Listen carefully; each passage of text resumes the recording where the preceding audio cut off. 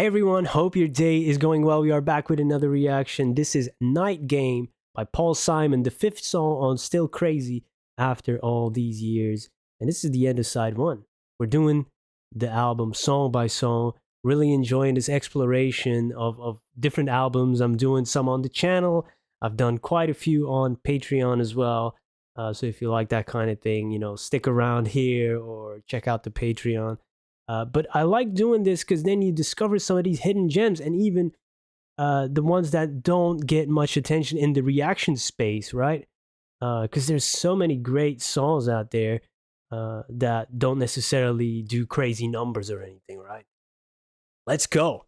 Let's go. Night Game. We're here for it.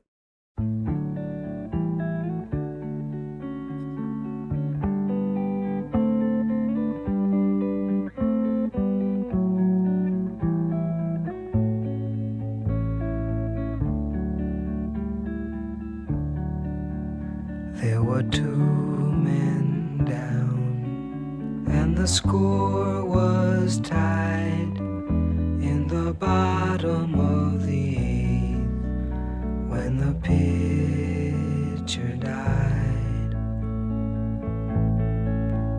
And they laid his spikes on the pitcher's mound, and his uniform was torn, and his number was left on the ground. Then the night turned cold, colder than the moon. The stars were white as bones.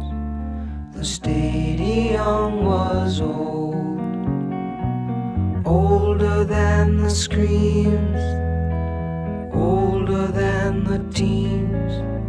There were three men down, and the season lost, and the tarpaulin was rolled upon the winter frost.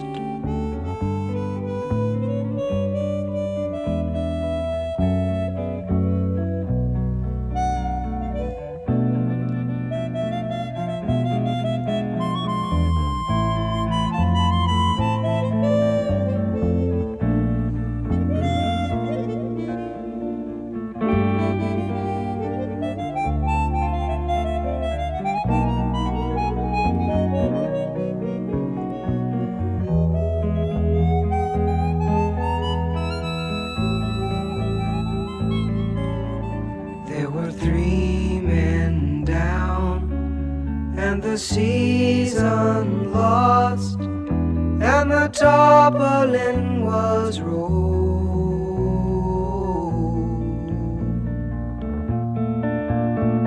upon the winter frost.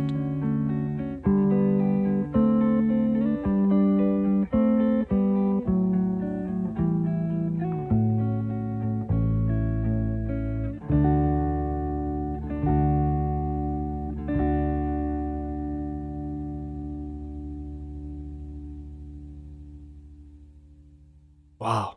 That's exactly what I meant by discovering some of these songs that might not have the, the replay value in terms of, oh, there's a catchy chorus or, oh, there's a memorable riff or something, right? No, all the bells and whistles.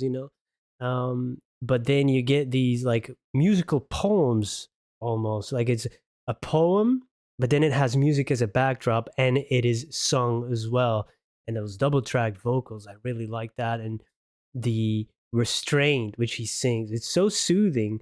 And you really listen, you're really drawn into that way of singing. It's like, you know what? I don't have to yell or scream.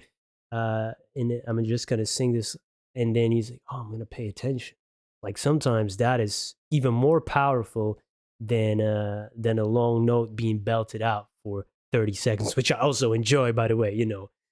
But sometimes he's just like, okay, let me pay attention to this.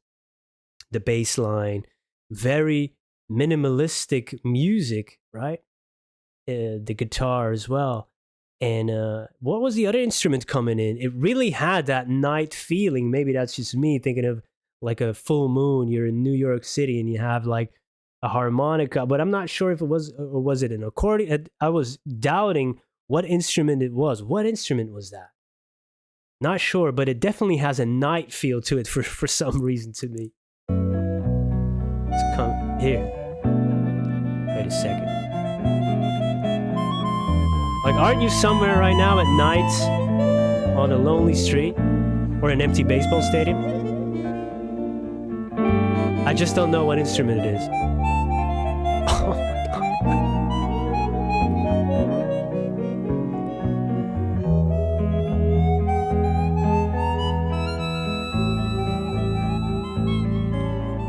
There were three. That part alone was worth the price of the admission to listen to this song.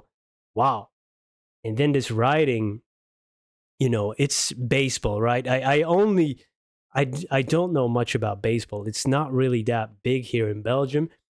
And, you know, we do play around a little bit as kids. You know, you throw the ball, you hit the ball, you run around the bases that you made yourself, but we don't know any of the real rules of the game. I know there's innings. I think there's 9. He's talking about the 8, the bottom of the 8. So we're almost at the end there. I think pitcher, mound. You know, I've heard about all these things in movies, of course. So that's about it. You know. So if I knew more about the game, then I could probably elaborate more on the metaphor of it as well, right? But the way that's described, I almost had this montage, you know, without sound of baseball. You know, seeing that in slow motion, and then like these commentators, 2 men down, a score was tied, the bottom of the 8, and the pitcher died. You know, that's usually not what they say in the game, right? But it becomes a metaphor for death and the passage of time, and the stadium being the world almost, you know, older than whatever, you know, the sandbox is older than the players, really. So, and the setting of the scene, night turned cold, colder than the moon, stars white as bones, and, you know, amazing description there to really conjure up that atmosphere of the night. You really felt that. And then the music adds so much to it, with even the double track vocals having a little bit of that echoey, not sinister, but it has that, you know, nighty feeling to it. Maybe the title already put me in that type of a mood. Yeah, man, really great. And then what I really liked was they laid the spikes on the pitcher's mound, and his uniform was torn. Number was left on the ground, almost becoming a relic on the battleground of the field. You know, in life, in baseball, it becomes something sacred almost. You know, in honor of this pitcher, in honor of this fallen soldier, right? Good stuff. And then there's 3 men down, right? Because 2 men down, you know, in a game is either 2 men out of the game, but in this metaphor, it's like, oh, you know, this is real.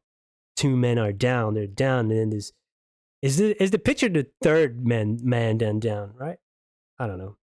So very interesting. I wish I knew more about the game to maybe even catch more of some of the metaphors. But man, great writing nonetheless. So interested in hearing some baseball fans and people who are knowledgeable. What is your take on the metaphors? Do you take it just as literal celebration of baseball, or what do you think about the metaphors in it for being about death and the passage of time and all of that? Interested in hearing about that. Thank you for being here. Looking forward to the next song on this album. We're going to flip over the tape very soon, so stay tuned for that. See you in the next one. Peace.